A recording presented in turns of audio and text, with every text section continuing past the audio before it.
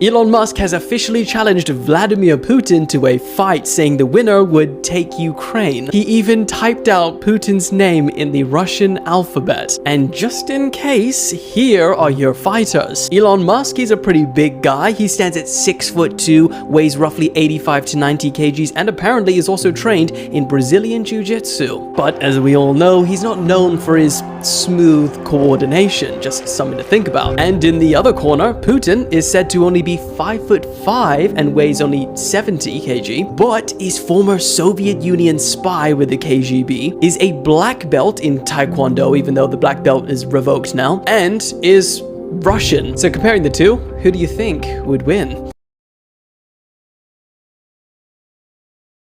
Here's why Putin might be playing the highest stakes bluff the world has ever seen. Now, there are three things that you need to know before this all makes sense. Number one, Putin has always been renowned as cold and calculating. His decisions on matters are likened to that of a chess player. But recently, he's been doing some strange things, like meeting world leaders on excessively long tables, for example. And then the rumor started circulating that because he'd essentially shut himself out from the world during COVID, he'd gone bonkers. Number two, Putin has wanted to invade Ukraine for a long time now. And number three, the Russian military and economy is no match to that of NATO, if it ever escalated to war. So how does Putin invade Ukraine with as little involvement from the West as possible? Well, the one card that Putin does hold is the threat of nuclear war. But as we all know, that would destroy Russia too. And no rational leader would ever let it get there just for the sake of obtaining Ukraine, right? Well, what if the world doesn't think that Putin is rational and in his right mind at the minute? There are people saying that Putin has purposely crafted this irrational perception, and the media, being the media, have taken the bait. I mean, I just reacted to a crazy 60 minutes video on my YouTube where for 11 minutes straight, they essentially tell the world that Putin has gone mad and we're all doomed. I mean, watch it. It is blatant fear-mongering, and perhaps Putin was banking on the media doing just that. You see, if we believe that Putin right now in his irrational state would be willing to nuke the entire board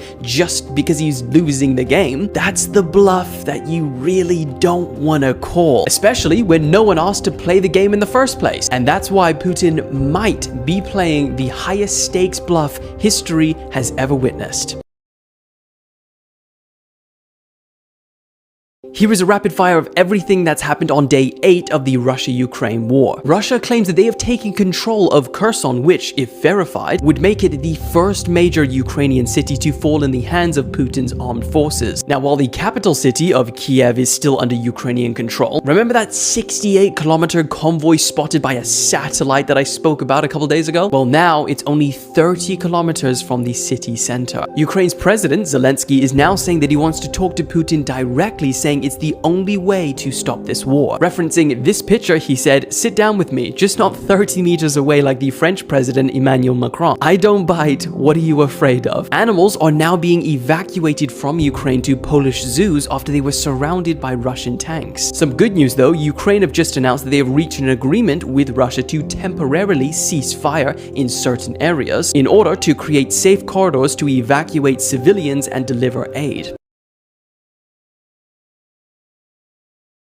So you remember seeing these mysterious white Z symbols painted on all of the Russian military vehicles? Well, now it is quickly becoming a symbol with a far deeper meaning, going from simple vehicle identification to now nationalistic support of the invasion of Ukraine. And one individual who has sparked huge outrage today is the Russian gymnast Ivan Kulyak, after he was seen proudly wearing the Z symbol during his performance and while receiving his bronze medal. Ironically enough though, the person who won and took home the gold medal was from Ukraine. Either way, no Russian gymnasts or officials will be allowed to compete at international competitions starting from today, the 7th of March.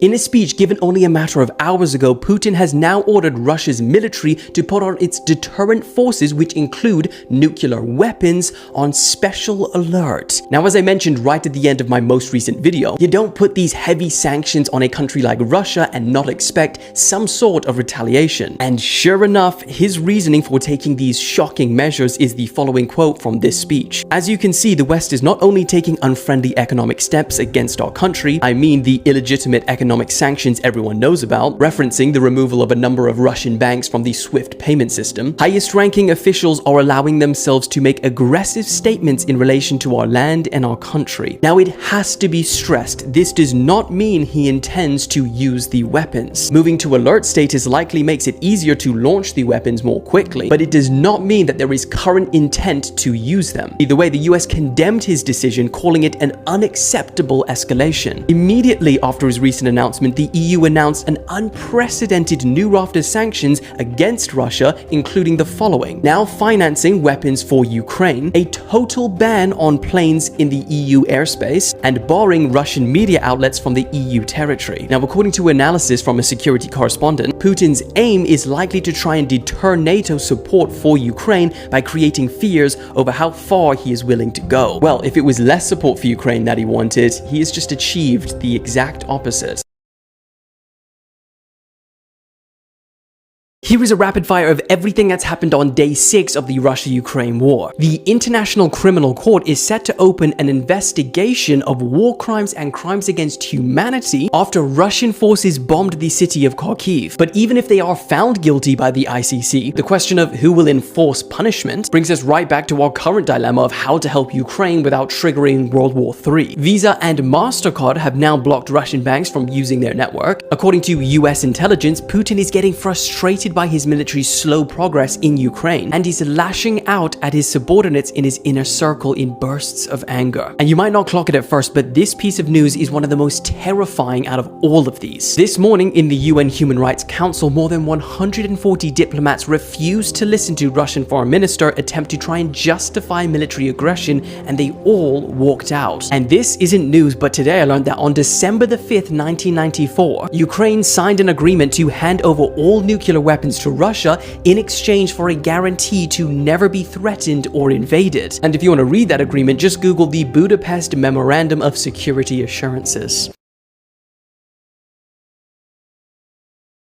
Here is a rapid fire of everything that happened on day 5 of the Russia-Ukraine war. The peace talks between Russia and Ukraine that began last night ended in a no deal, and the fighting continues. Satellite images have just spotted a Russian convoy headed to Kiev that stretches over 64 kilometers or 40 miles long. Vladimir Putin's black belt has now been revoked by an international taekwondo organization. Also happening last night, Ukraine have now officially applied to become part of the European Union, and Zelensky has asked for the application to be fast-tracked. Also, the now incredibly well-known Snake Island soldiers that told the Russian warship to go and themselves are actually alive and well, according to the Ukrainian Navy. This is Putin meeting with top Russian officials on what has to be the longest table on the planet. A huge day for all my cryptocurrency lovers, as the Ukrainian government have now raised over $10 million in cryptocurrency donations. Elon Muk has just shipped over a truckload of Starlink satellite terminals to the Ukraine, giving the entire country Starlink internet access. And on top of it all, Switzerland, a country that is famous for its neutrality,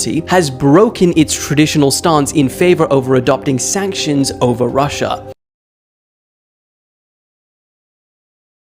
Russia has just been kicked off from using SWIFT payments, and here's what it means and why it's considered one of the harshest sanctions you can impose on a country. Now, cutting off a country from using the SWIFT payment messaging system essentially cripples their ability to make and receive cross-border payments and effectively blocks their imports and exports. Now, according to the president of the European Commission, removing Russia from SWIFT combined with additional sanctions such as freezing Russian assets was made to further isolate Russia from the international financial system, and so that Putin could not finance his war. Now, the problem is this doesn't only affect Russia, hence the reason it took so much time and deliberation to get approved. This chart shows which European countries rely on Russian gas imports. Now, all of these countries are cold as hell right now, and if they can't heat their homes because they have no gas from Russia, a lot of people will suffer and in some cases even die as a result. And if you look at this chart, this is the only other time a country has been cut off from SWIFT. As you can see, their exports